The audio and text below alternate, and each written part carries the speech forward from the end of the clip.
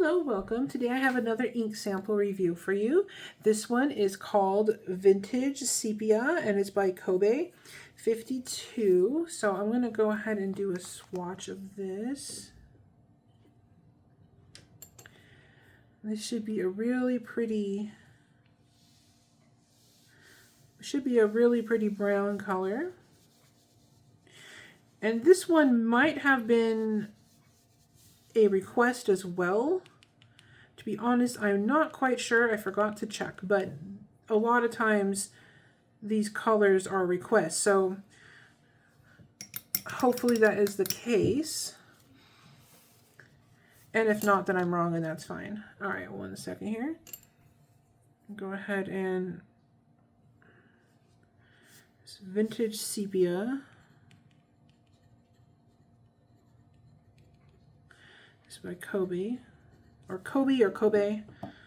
I do not know how to pronounce it, but there we go. That's how it looks so far. A really deep, rich, warm brown so far. Let me go ahead and set this under a fan and I'll be right back. All right, I am back. So let's go ahead and do some tests. This is copy paper, and I always do a test on copy paper because sometimes you're in a situation where you just don't have your nice paper with you, maybe like at work or school, and you just want to know if you put this in a pen, is it going to behave on the inexpensive papers?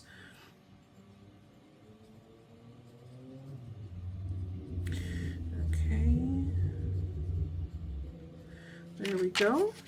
That's how that's looking so far. A very nice brown color.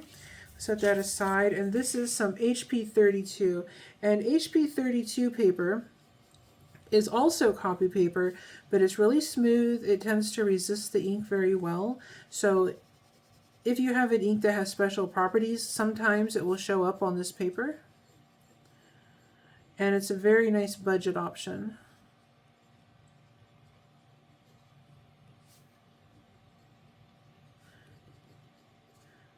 That is not HP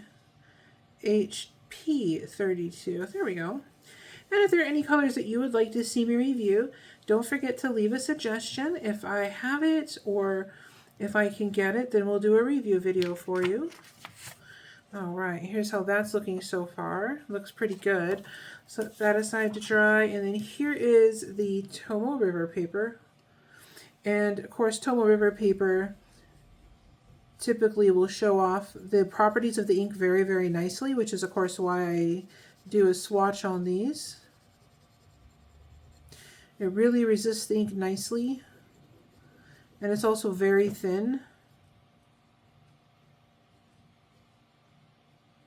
There we go. And this is Tomoe River. And if you like these videos or if they're helpful to you at all, be sure to like and subscribe so you don't miss anything, and it also helps me out quite a bit. There we go. There we are. That's how that's looking so far.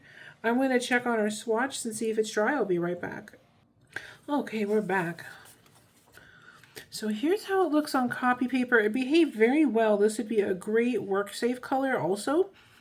And it looks great on copy paper. No feathering or any other issues. So this would be a great one to use for every day. And then also on the HP 32, it shows up really nice. It's also a lot richer and the color is deeper than on the copy paper. And there is a tiny bit of shading you can see in certain places here on the writing. Up here and a couple other places you can see anywhere the ink goes down lighter, there's some noticeable shading. And then here it is on the Tomoe River. Also a very, very rich and deep color. And I don't know if the camera is going to pick this up, but over here, where the ink went down maybe a little bit lighter, it's almost a reddish brown, and then it turns into like a deeper, like chocolatey brown or something, where the ink went down heavier. There is also some shading in the writing as well. A very, very pretty color. And then here is how the swatch turned out. And I'm trying to, I hope the camera picks it up, but basically up here it's definitely lighter, and then as it gets darker, it's, like I said, it's that more like coffee brown or chocolate brown, and up here where it's lighter, it has a slight like reddishy tint to it. It's very, very pretty, and a very even color also. Very nice. And then here you can see a little bit of that shading in the writing. It's subtle. It's a very, I would say this is very low shading, and it's very, very pretty. A very nice, rich brown color. So I'll leave a link to this down below, and thank you so much for watching. You have a great day.